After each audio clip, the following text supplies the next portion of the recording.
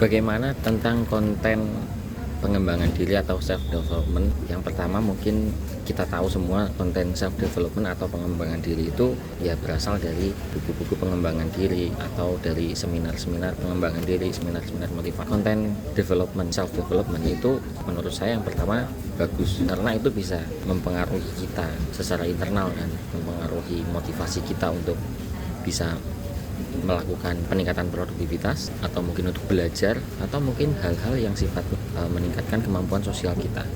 Nah, itu dapat pertama saya tentang konten self development. Yang kedua, karena konten self development ini berasal dari buku maupun dari seminar yang lebih lama durasi untuk kita mengkonsumsi, karena baca buku kan nggak sebentar ya, sedangkan konten self development itu kan paling lama 5 menit atau seminar yang lebih lama lagi.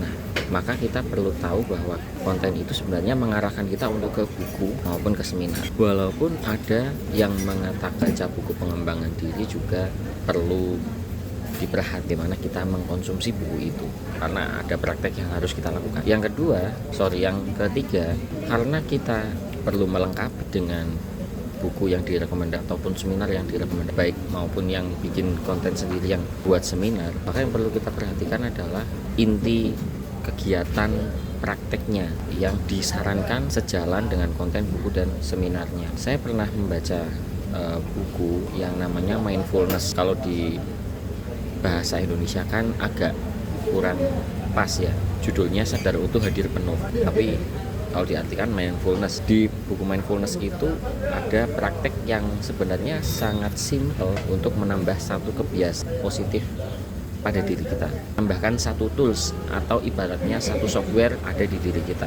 ya di diri kita ya, di otak maupun di perasaan gitu kan. Caranya sangat sederhana, yang dibutuhkan adalah konsistensi karena prakteknya tidaknya 1 bulan. Yang tidak sederhana adalah, bukan tidak sederhana, ada beberapa orang yang menganggap ini mudah, ada yang enggak, yaitu melibatkan orang lain. Nah, dalam praktek penambahan satu kebiasaan pada diri kita perlu melibatkan orang lain untuk menjaga komitmen dan menjadi saksi bahwa kita sudah berubah. Review apakah benar, konfirmasi apakah benar kita memiliki perubahan dan konsisten dalam melaksanakan itu.